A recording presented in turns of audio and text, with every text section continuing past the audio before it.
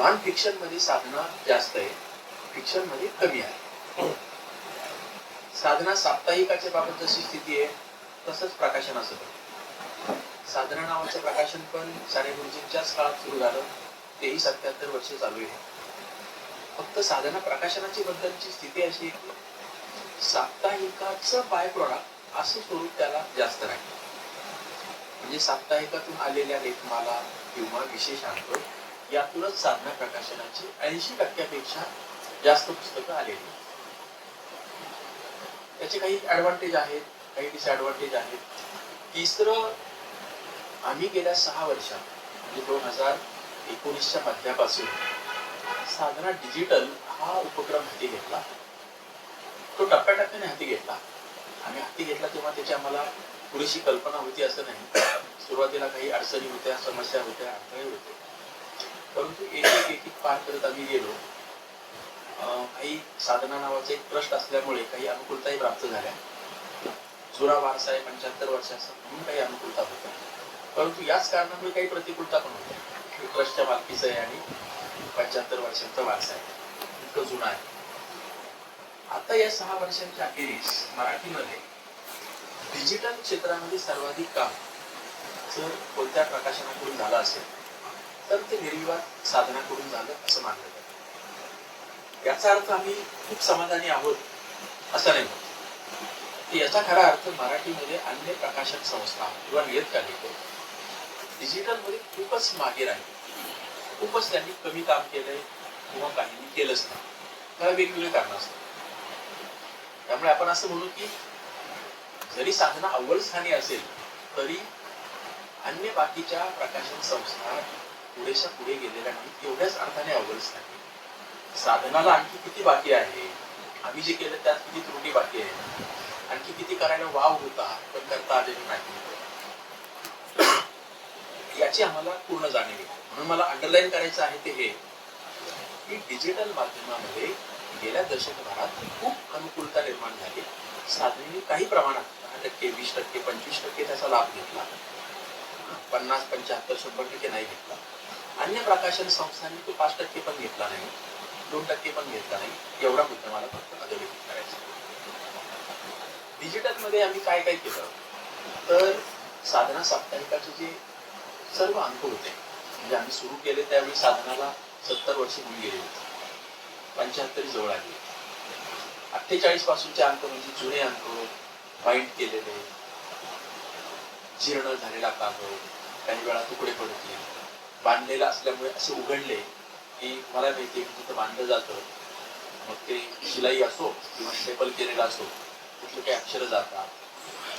क्वचित काही वेळा पानं फाटलेली आहेत, काही फाडून घेतलेले आहेत, क्वचित काही अंक मिसिंग आहे. तर अशा प्रकारचे अंक अभ्यासकांना द्यायचे असतील किंवा संदर्भासाठी आम्हाला पाहिजे असतील तरीही बऱ्याच अडचणी येत होत्या. बरं, पूर्वीचे अंक छोटे असायचे, 30 पानं, 40 पानं, त्यामुळे त्याला अनुक्रम पण असायचेच असं. त्यामुळे 2019च्या मध्यापर्यंत स्थिती अशी होती की मला जर एखादा लेख रिप्रिंट करायचा असेल, माझा कालखंड साधनेतला 2004-5 पासूनचा, म्हणजे या 15-20 वर्षातला पन्ना मला माहिती आहे. मी जर संपादक म्हणून काम केलेलं असेल, लेखक, विषय, कधी लेख आला होता, त्याच्याबाबत काय घडलं होतं, ही सगळी स्टोरी आपल्या मनात असतेच ताजी, तर पूर्णतः इन्व्हॉल्व होऊन काम केलेलं असेल तर. तरीही या 20 वर्षातला अमुक लेखकाचा जरी मी सांगितला तरी तो ऑक्टोबर महिन्यात असेल किंवा नोव्हेंबर डिसेंबर मध्ये, दिवाळीच्या थोडा आधी असेल किंवा नंतर असेल, किंवा या अंकात असेल त्या अंकात असेल, असं मी बऱ्यापैकी अधिकारवाणीने सांगू शकायचो. परंतु त्या आधीचे अंक जर पाहिजे असतील तर माझी पाठी पूर्णतः पुढे असायची. कोणी एखादा लेखक आला आणि आम्हाला आमचा एक लेख पाहिजे, कधीचा आहे, निश्चित नेमकी तारीख असेल तो खंड काढणं आणि त्यांना झेरॉक्स करून देणं, स्कॅन करून देणं शक्य होतं. आम्हाला आठवत नाहीये पण कधीतरी 10-20 वर्षांपूर्वीचा आहे किंवा 15 वर्ष झाली, किंवा 70च्या दशकातला होता. मग ते कसं काढलं? काहींना लेखकाचं नाव आठवत नाही, लेखाचं टायटल आठवत नाही. काहींना दोन्ही आठवत नाही, लेखात काय आशय आहे तो थोडा बहुत आहे. तर अशा लोकांना कसे आपण लेख मिळवून देणार? आपली कितीही तीव्र इच्छा असली तरी. मला स्वतःला एखादा लेख रिपीट करावासा वाटला, पूर्वी कधीचा साने गुरुजींचा असेल, पूर्वीच्या संपादकांचा असेल किंवा माझ्या सुरुवातीच्या काळातला असेल, आणि मी समजा जागेवर नसेल तर आमच्या सहकार्यांना सांगावं लागायचं की हे खंड बघा, मग तू 2-3 वर्षाची खंड काढणार, पानं उलटणार, ती शोधाशोध काढणार. एक लेख शोध घ्यायला 2 तास, 4 तास, 5 तास पण वेळ लागायचा. आणि इतका वेळ लागत असेल तर साहजिकच आपण असं पुनर्वापराचे काम फारसे करत नाही. म्हणजे समजा आता बाबा आढाव काल गेले, पन्नालाल सुराणा काल गेले, तर यांचे पूर्वीचे लेख कधीचे आहेत, किती आहेत, तर बरेच लेख आहेत. असं जनरल विधान तेही करतील, त्यांचे चाहते करतील आणि आमचे लोकही करतील. पण नेमके किती लेख आहेत की हे सांगण्याची काही सोय नव्हती, लेखकांनाही नव्हती, संपादकांनाही. बरं, मला जास्तीत जास्त जजमेंट असणार अलीकडचे 20 वर्षाचे, पूर्वीचं काहीच नाही. माझ्या सहकार्यांना ते 20 वर्षाचे पण नसेल. कोणी तुमच्यासारखा लेखक आला आणि एखादा लेख पाहिजे म्हटलं तर तो कसा काढून द्या. आता ही दुर्दैवी स्थिती का होती असं म्हणतोय तर 75 वर्ष, त्यावेळी 70 वर्ष गुणिले दर वर्षातले 50 म्हणजे साधारणतः 2100 अंक, 2100. आणि त्याच्यामध्ये जर सरासरी 10 लेख जरी झाले तरीही 20,000पेक्षा जास्त आर्टिकल्स तुमच्या आर्काइव्हमध्ये आहेत. त्या 70 वर्षाच्या फाईलमध्ये एका गोडाऊनमध्ये पडून आहेत. या 20,000 आर्टिकल्सचा शून्य उपयोग. डन करून पडणे म्हणजे आता काही तुम्ही कोणी उत्खनन केलं तर, आणि जर एखाद्याला शोध लागलाच त्याचा सापडला तर प्रचंड आनंदाने उड्या मारायचे की अखेर मला सापडला. किंवा एखादा खंड बघता बघता नवीनच काही लक्षात आलं, बघा मी शोध केला आणि ते आता मी वापरतो. तर एवढे आर्टिकल्स तुमचे पडून असणं, अंक पडून असणं, त्याचा वापर न होणं ही अतिशय वाईट गोष्ट वाटत होती. तेव्हा आम्हाला बंगलोर मधल्या एका संस्थेने असं सांगितलं की पुढचा काळ हा डिजिटलचा, तुम्ही डिजिटल मध्ये या, त्यासाठी आम्ही तुम्हाला काही पैसे देतो. ते पैसे असे देतो की डिजिटल मध्ये तुम्ही स्वयंपूर्ण झालं पाहिजे, यासाठी तुम्ही जे काही बजेट तयार करा त्यातलं पहिल्या वर्षी आम्ही 100% देऊ, दुसऱ्या वर्षी 70% देऊ आणि तिसऱ्या वर्षी आम्ही 50% देऊ आणि चौथ्या वर्षी 0 देऊ. पण तुम्ही सेल्फ सस्टेन व्हायला पाहिजे ही आमची पूर्वत आहे. आणि होत आहात की नाही याचा आम्ही निर्णय घेणार. तुम्ही कसं काम करणार आहे तुमच्या लेखनावर आमचं काहीच म्हणणं नाही, पण तुम्ही हे सगळं डिजिटल मध्ये या. IPS मीडिया फाउंडेशन आहे, म्हणजे independent and public spirited media foundation असं तिचं नाव. माझा पहिला रिस्पॉन्स कसा होता की आम्ही डिजिटल मध्ये खूप लांबचा आहे, कटकटीचा आहे, तंत्रज्ञान हाताळणारी माणसं नाही, रेव्हेन्यू मॉडेल काहीच नाहीये, तंत्रज्ञानाचा वापर करणारे किती लोक आहेत, 2018-19 गोष्ट. आणि आमचं प्रिंट चांगलं चाललेलं आहे,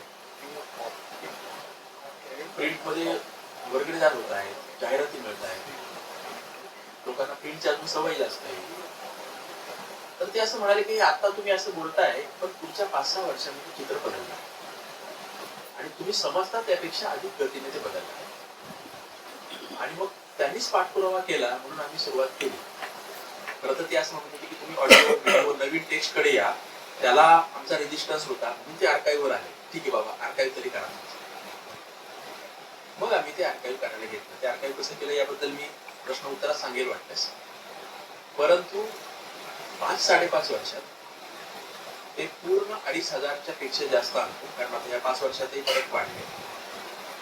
त्यात दिवाळी अंक आहेत, विशेष अंक आहेत, एक 100 अंक मिसिंग आहेत, पण उरलेले सर्व अंक मल्टिप्लाय बाय 10-12 लेख असे आता आमच्या आर्काइव्हवर 32,000 आर्टिकल्स आहेत.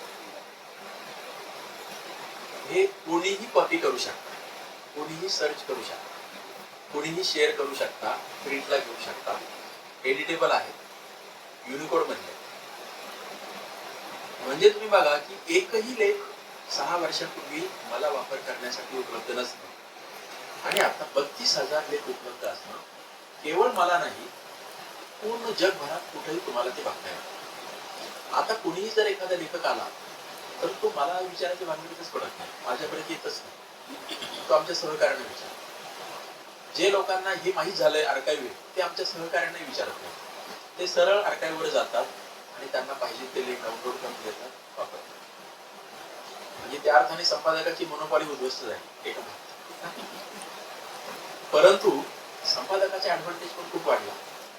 त्या 32,000 आर्टिकल्स मधून मला पाहिजे ते लेख मी पुस्तक रूपाने आणण्यासाठी, कोणाचा मृत्यू झाला तर लगेच काढून देण्यासाठी, कोणाला पुरस्कार मिळाला वापरण्यासाठी, आम्हाला सोशल मीडियावर वापरायचे असतील तर त्यासाठी याचा आम्ही प्रचंड मोठ्या प्रमाणात वापर करतो.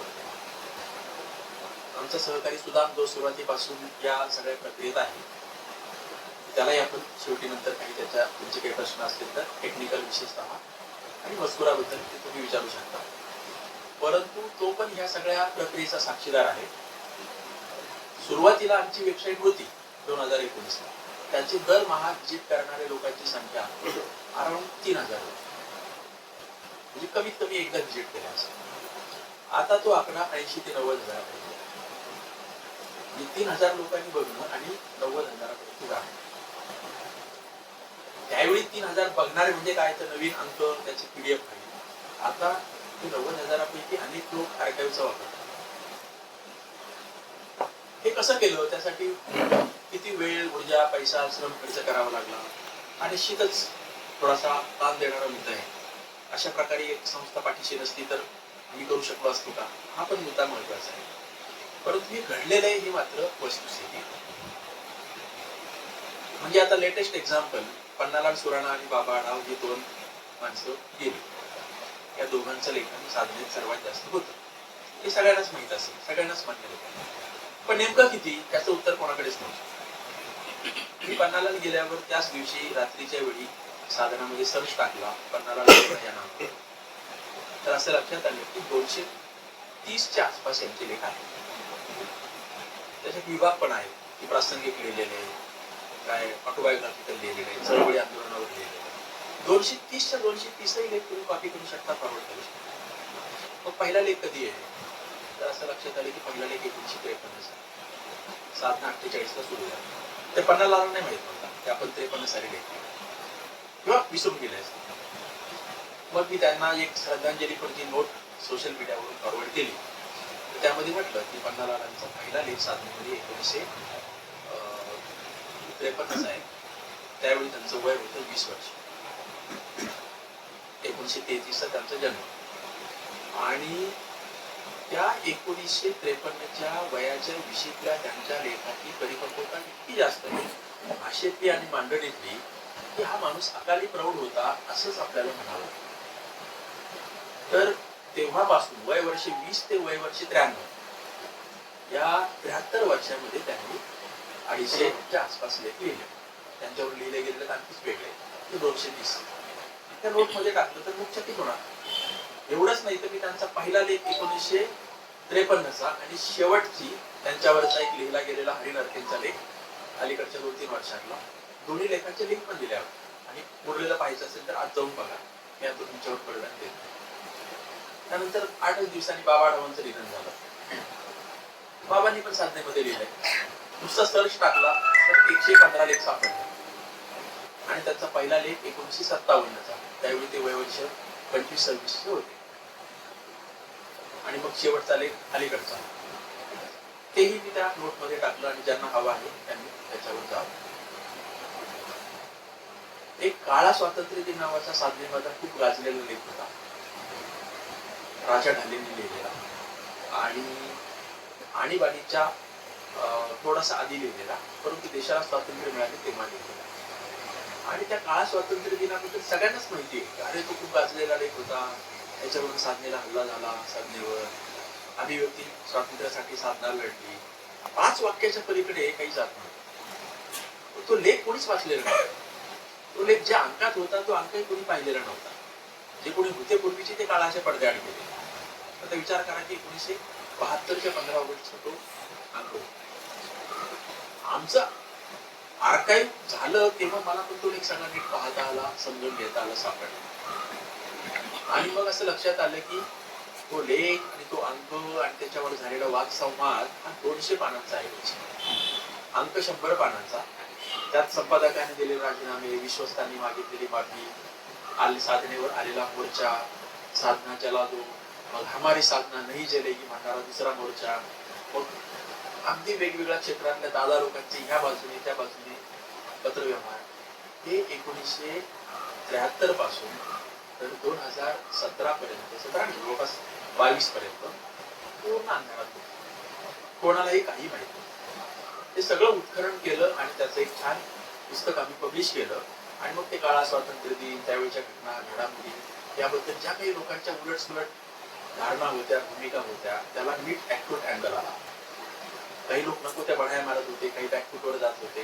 तर वस्तुस्थिती काय आहे ते त्यातून आलं. असे मी तुम्हाला खूप एक्झाम्पल देईन, पण मी त्याच्या तपशिलात जात नाही. आम्ही तेवढंच करून थांबलो असं नाही, तर दुसऱ्या बाजूला साधना प्रकाशनाची सगळी पुस्तकं ई बुक फॉर्ममध्ये आहे, किंडल. प्रकाशकांनी विचारलं की याच्यातून पैसे किती मिळतात, तर फार काही मिळत नाही. खर्च किती येतो, तर प्रत्येक पुस्तक 10,000 रुपये खर्च येतो. 10,000 रुपये खर्च येतो, रेव्हेन्यू काहीच मिळत नाहीये. आमची 500 पुस्तकं आहेत, त्याला आम्हाला 50 लाख रुपये खर्च करावा लागेल. बरोबर होता, म्हणून कोणी ई बुक मध्ये यायला फारसं इच्छुक नव्हतं. काहींना पायरसीची भीती होती. मनुष्यबळ आणि या अडचणी तर असतातच. तिसरं, आम्ही ती सगळी पुस्तकं 3-4 वर्षांमध्ये ई बुक करून टाकली. तिसऱ्या बाजूला आम्ही ऑडिओ बुक्स काही करायचा प्रयत्न केला. साधारणतः 50 ते 60 पुस्तकं साधनाची अशी होती की ज्याचे ऑडिओ बुक्स यायला हवेत. आणि माझी अशी इच्छा होती की ते त्या लेखकांच्या आवाजात यायला. कोणीतरी सिनेमा नाटक क्षेत्रातील व्यक्तीच्या आवाजात करणं हा ऑप्शन केव्हाही अवेलेबल आहे, आज पण आहे, अजून 50 वर्षांनी पण. पण त्या लेखकाच्या आवाजात ती ऑडिओ बुक ही सुविधा पुढे नसणार आहे. उदाहरणार्थ गेलं तर होते, त्यांची 2-3 पुस्तकं होती आणि मी त्यांना विनंती केली की तुमच्याच आवाजात काढता, आनंदाने तयार. अशा काही लेखकांच्या आवाजात केले. त्या ऑडिओ बुकचं पण असंच की प्रकाशक म्हणाले की एक ऑडिओ बुक करायचं 150 पानांचं तर 8-9 तास लागतात. त्याचा खर्च किती येतो, लेखकाचं मानधन, स्टुडिओचं वगैरे, एक 40,000-50,000 खर्च येतो. ते काही इकॉनॉमिकल नाहीये, त्याच्यातून रेव्हेन्यू फारसं मिळत नाही. आम्ही मात्र ती 50-60 ऑडिओ बुक करून मोकळे झालो. याचबरोबर असा काही मजकूर येत होता साधनाकडे की जो थोडासा प्रासंगिक होता. आम्ही तो त्यावेळी पब्लिश करू शकत नव्हतो. अंकामध्ये जागा किती देणार, पण महत्वाचा असायचा. आणि तो त्यावेळी नाही केला तर नंतर उशिरा करण्यात पॉईंट नाही. दुसरं, काही अंकासाठी, काही लेखासाठी व्हिज्युअल्स खूप महत्वाचं असतात.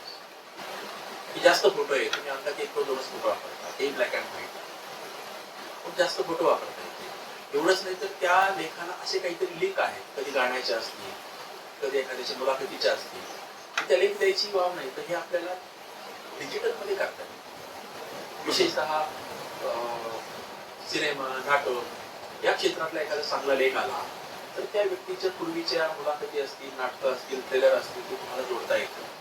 म्हणून आम्ही कर्तव्य साधना नावाचे एक डिजिटल पोर्टल सुरू केलं आणि त्यामध्ये आठवड्यातून 5 किंवा 6 दिवस रोज एक लेख टेक्स्ट स्वरूपातला किंवा ऑडिओ किंवा व्हिडिओ आम्ही त्याच्यावर अपलोड करतो. त्याला जोडून आम्ही इंग्रजी सेक्शन पण सुरू केला. कर्तव्य असे काही लेख आहेत मराठीतले की जे खूप इंटरेस्टिंग आहेत, की जे इंग्लिश मधल्या वाचकांना पण वाचायला आवडतील, राष्ट्रीय स्तरावरच्या वाचकांना वाचायला आवडतील, अन्य भाषकांना वाचायला आवडतील. ते लेख आपण मराठीतले साप्ताहिकात ते इंग्लिशमध्ये करून घेणार. असं पण होतं की तुमच्याकडे काही चांगले गेस्ट आले किंवा पुण्यामध्ये एखादा प्रोग्राम झाला आणि त्यांचं हिंदी किंवा इंग्लिशमध्ये एक चांगलं भाषण झालं, मुलाखत झाली, तर ते तुम्ही ट्रान्सक्राईब करू शकता आणि तुमच्यावर व्हिडिओ पण देऊ शकता आणि टेक्स्ट स्वरूपातही देऊ शकता. याचा एक फायदा आम्हाला अन्य भाषेमधलं जे मटेरियल आहे तयार किंवा सगळं शक्य आहे ते वापरण्यासाठी टेक्स्ट पण आणि ऑडिओ व्हिडिओ पण. तर कर्तव्यावर या तिन्ही गोष्टी असतात. आणखी एक महत्वाचा मुद्दा असा की गेल्या 10 वर्षात आम्ही 3 प्रकारचं लेखन जे हाताळलं आणि जेवढं हाताळलं ते जर हाताळलं नसतं तर साधना साप्ताहिकाचा दर्जा इतका खालावला असता की ते बंद पडण्याच्या दिशेने गेला असता. आम्ही काय केलं तर पहिला एक महत्वाचा भाग म्हणजे आम्ही खूप मोठ्या प्रमाणात शब्दांतरण केली, मुलाखतीची आणि भाषणांची. अनेक वेळा माणसं लिहायला इच्छुक नसतात, काहींना लिहिताच येत नाही, काहींना भाषेचे प्रश्न आहेत. तर अशा लोकांशी बोलणं, रेकॉर्ड करणं, त्याचं शब्दांकन करणं, अर्थातच एडिटिंग वगैरे करणं आणि ते पब्लिश करणं, यामुळे ज्यांचा ऐवज कधीही लिखित स्वरूपात येऊ शकणार नव्हता असा मी खूप मोठ्या प्रमाणात आणला. आणि अर्थात तो खूप रिच कंटेंट वेगवेगळ्या क्षेत्रात, राजकीय, सामाजिक, सांस्कृतिक वगैरे.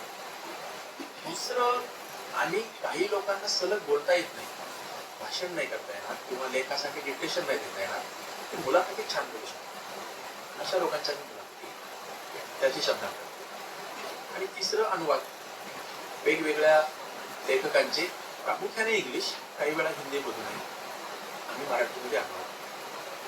जर गेल्या 10 वर्षातले तुम्ही साधनेतलं लेखन पाहिलं, साप्ताहिकातलं, त्याच्यातून मुलाखती वगळा, भाषणं वगळा आणि अनुवाद वगळा, साधना साप्ताहिकाचा अंक इतका ऑर्डिनरी वाटेल तुम्हाला की त्याला मी 25% सुद्धा मार्क देणार. आता मी 55% मार्क देतो अजूनही साधना साप्ताहिक. परंतु ते 55% कशामुळे मिळतात, तर अनुवाद, शब्दांकन आणि मुलाखती या 3 घटकांच्या. या तिन्हीचा दर्जा जर काढला बाजूला, हे 3 घटक, तर साधनेचा अंक जातोय 75 ते 80%. सरळ मूल्यमापन करायचं, म्हणजे 3चा मजकूर 80% मार्क्स, उरलेला सगळा हा 25 ते 30% जास्त. आणि म्हणून दोन्हीची सरासरी 55% असं मी म्हणतो. तर हे तीनही प्रकारचं पोटेन्शियल साधनेत खूप वापरतो.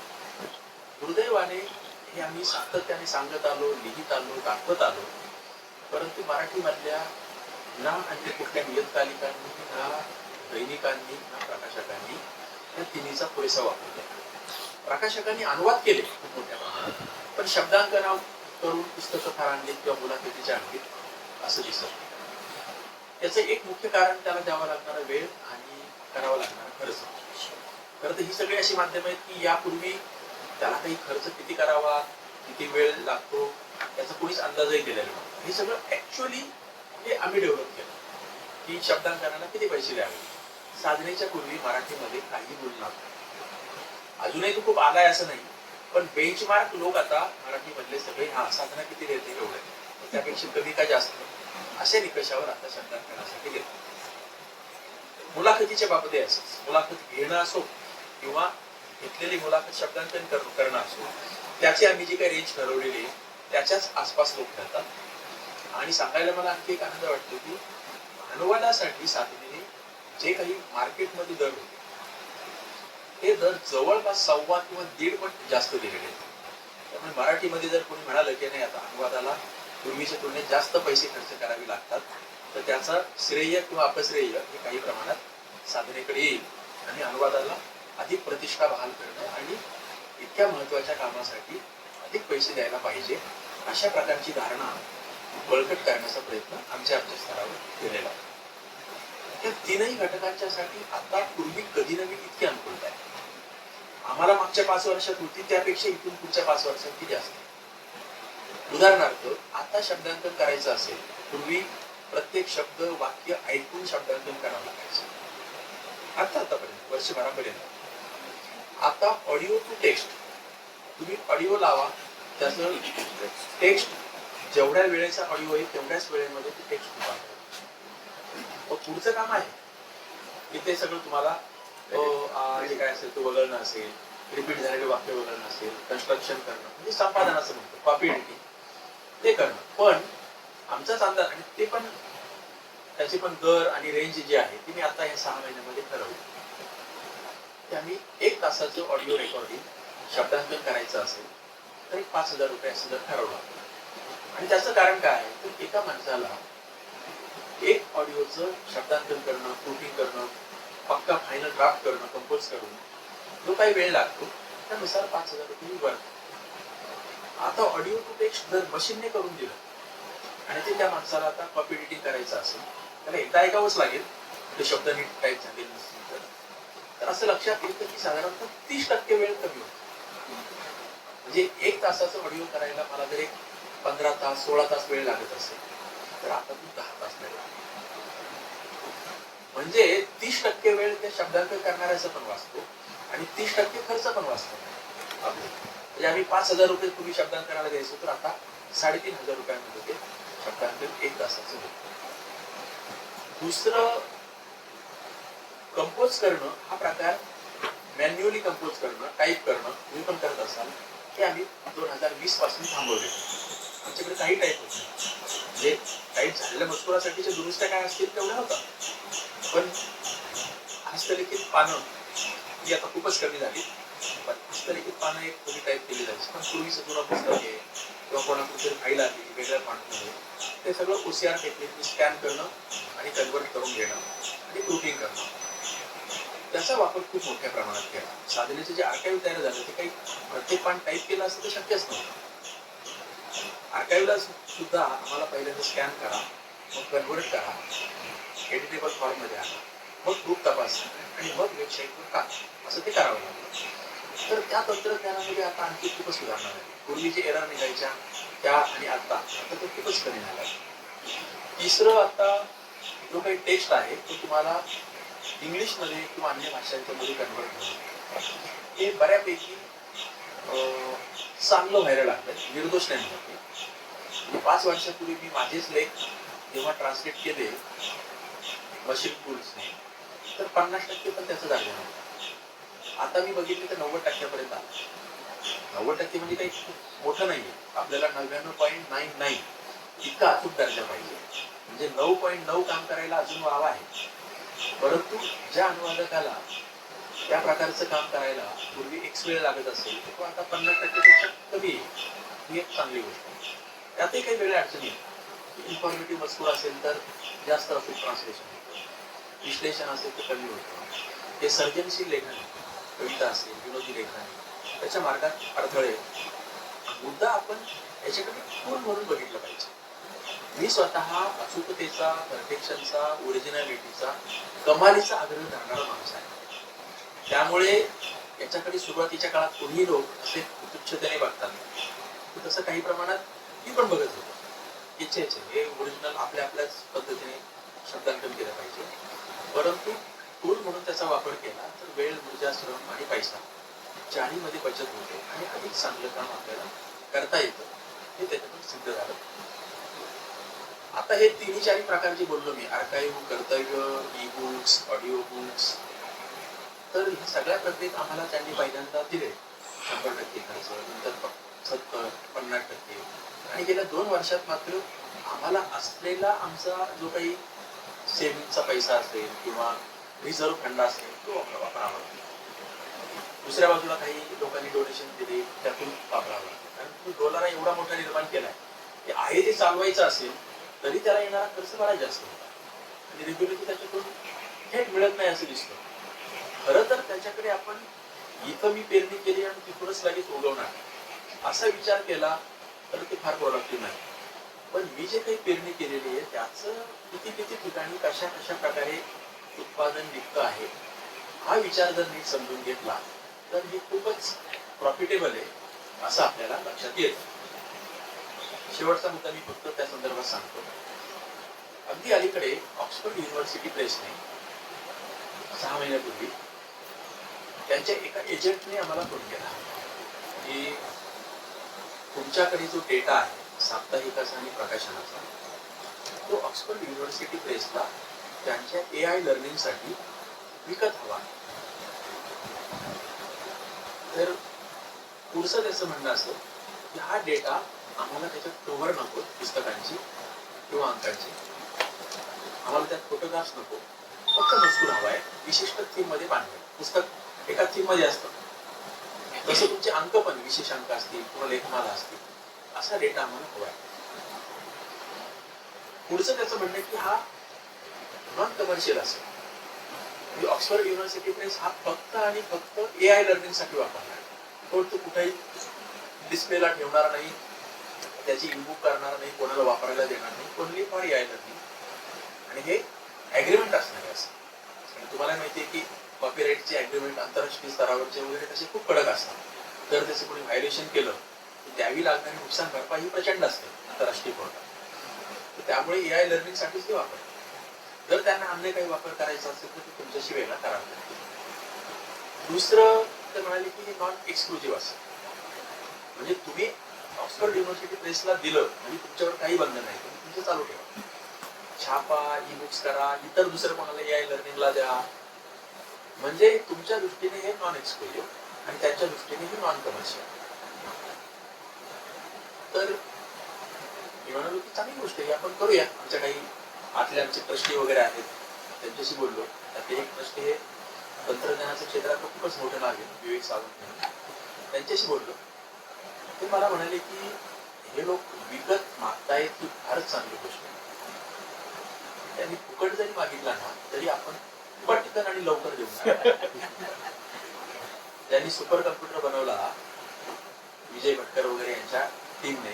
त्या टीम मधले विवेक सावंत आणि MKCL महाराष्ट्र नॉलेज फाउंडेशन वगैरे जे आहे हे त्याचे संस्थापक. ते म्हणाले की फुकट पण द्यावं, त्याचं कारण पण ते सांगतोच.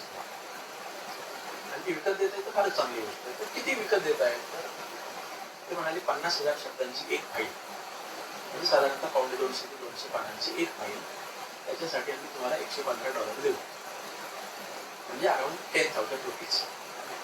तुम्ही किती फाईल्स देऊ शकता? तुम्ही म्हणालो प्रकाशनाची 200-250 आणि साप्ताहिकाची 200-250. तो म्हणाला बस 50 लाख ही आपल्याला चाहते हैं. भाई तो सोच रहा था कि 1 करोड़ मैं आपको दे दूं. म्हटलं की आम्हाला एक काही दोन घ्यायला पण आवडतं, परंतु आमच्याकडे तेवढा डेटा तुम्हाला पाहिजे तशा स्वरूपात नाही. मग आम्ही सगळे आमची यंत्रणा कामाला लावली आणि पहिल्या 330 फाईल्स आम्ही त्यांना दिल्या. प्रॉपर OEP बरोबर ॲग्रीमेंट, म्हणजे मीडिएटर जो होता एजंट तो फक्त जोडून देण्यासाठी होता. मग त्याला त्याचं पण एक 10% कमिशन वगैरे द्यायचं होतं टोटल अमाऊंट. तर OEP वाल्यांनी आपली पुढच्या ते खूप रितसर पद्धतीने पहिल्यांदा एक शीट पाठवणं, तुमच्याकडे काय आहे ते व्हेरीफाय करणं, बघणं, त्याचा चार्ट बनवणं, किती पानं, कोणत्या कॅटेगरीचं पुस्तक, किती शब्द, आणि त्यांना क्रेडिबल डेटा पाहिजे, ऑथेंटिक पाहिजे, अभ्यास पूर्ण पाहिजे. OEPला असा टाइमपास डेटा काही नको होता, म्हणून त्यांनी साधनाची निवड पहिल्यांदा केली होती. त्यांनी आम्हाला दिले पहिले 330 फाईल्स 33 लाख रुपये त्यांनी आम्हाला दिवाळीच्या 2 दिवस आधी दिले. सगळे 1 महिनाभरामध्ये प्रक्रिया झाली. आता आम्ही त्यांना आणखी 200+ फाईल दिल्यात आणि त्याची साधारण 20 लाख रुपये मिळतात. आता हे 50 लाख रुपये रक्कम साधनेला पूर्ण का अनपेक्षित? कोणी असं म्हणेल की लॉटरी लागते, म्हणायचं असेल तर हरकत नाही, परंतु लॉटरी हे नशीब आणि तो आकडा याच्यावर डिपेंड आहे. हे तसं नाही. यासाठी तुम्ही वेळ, ऊर्जा, पैसा खर्च केलेला आणि तुम्हालाच नाहीये, जर दुसरं कोणाचंही या प्रकारचा ऐवज असेल तर त्यासाठी OEP तयार आहे. त्यांना किती फाईल्स पाहिजे आहेत? त्यांना पाहिजे आहे 500 फाईल्स, 5,000 फाईल्स किमान. मिळाल्यात किती आमच्याकडून? तर त्या आधीच्या 350 नात्याचे 200 550. 10% फाईल्स सुद्धा त्यांना मिळालेल्या नाही. मराठीतल्या त्यांनी आणखी 3-4 प्रकाशकाशी संपर्क केला. ते म्हणाले एकाकडून लिस्ट आली नाही, दुसऱ्याकडून अर्धवट आली, तिसरा म्हणाला आमचं कामच झालेलं नाही. मग मी आता अलीकडच्या काही महिन्यात 4-5 प्रकाशकांशी त्यांना जोडून दिलं, परंतु OEP वाल्यांचं मराठी भाषा विभागाचं काम अजून पुरेसं झालेलं नाही. आमच्या फाईल्स पण घेतल्यात, पैसे पण घेतले, पण OEP लर्निंगचं अजून काम AI लर्निंगचं झालेलं नाही. मला त्यांच्याकडून जी मिळालेली माहिती आहे ती अशी की मराठी भाषेसाठी त्यांनी 8 कोटी रुपये तरतूद केली होती, ओनली फॉर हा कंटेंट मिळवण्यासाठी आणि AI लर्निंगसाठी. One time. भारतातल्या त्यांनी एकूण 11 किंवा 12 भाषा बोलल्या.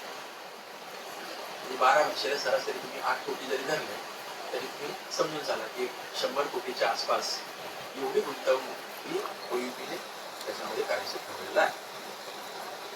काय वापर करणार आहे AI लर्निंग? म्हणजे आता AIच्या बद्दल आपण खूप चर्चा करतो, पण इंटरनेटवर अवेलेबल असलेला जो मजकूर आहे त्या मजकुराच्याच आधारावर AI उत्तर देऊ शकणार आहे, त्याच्या व्यतिरिक्त नाही. तो स्वतः सेल्फ लर्निंग करेल हे सगळं करायचं, परंतु त्याच्या बाहेर तो काही करू शकणार.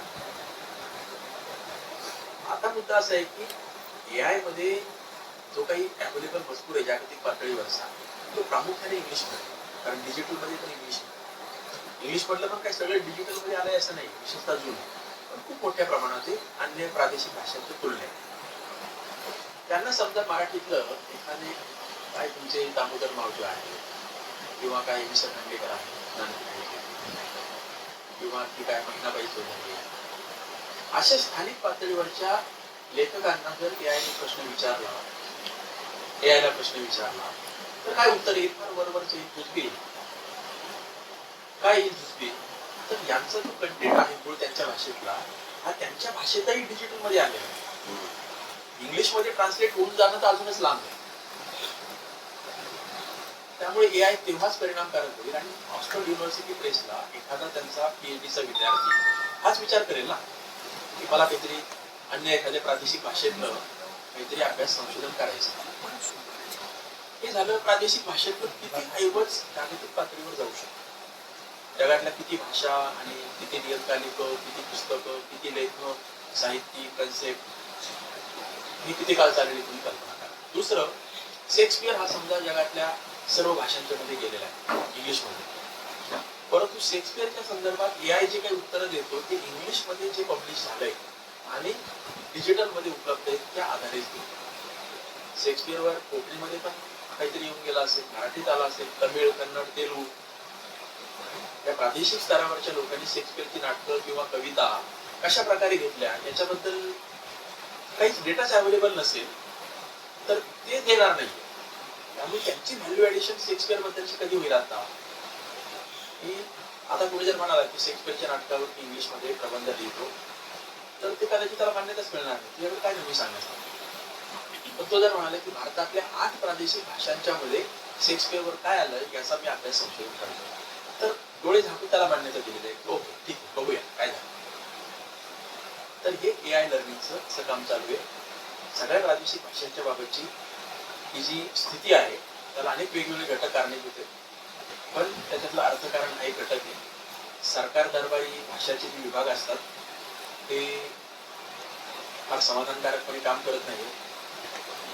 जे कोणी करायला जातात त्यांच्या मार्गामध्ये अडथळे येतात असं एकूण सगळं चित्र आहे. तर मी एकूण डिजिटल याच बद्दल अर्ध्या तासापेक्षा जास्त वेळ बोललो असेल. प्रिंट हा एक वेगळा विषय आहे. प्रिंट बद्दलचे माझे काही एक वेगळे अनुभव आहेत, एक्सपिरियन्स आहेत, ते आपण प्रश्न उत्तरात घेऊ शकू. थँक्यू.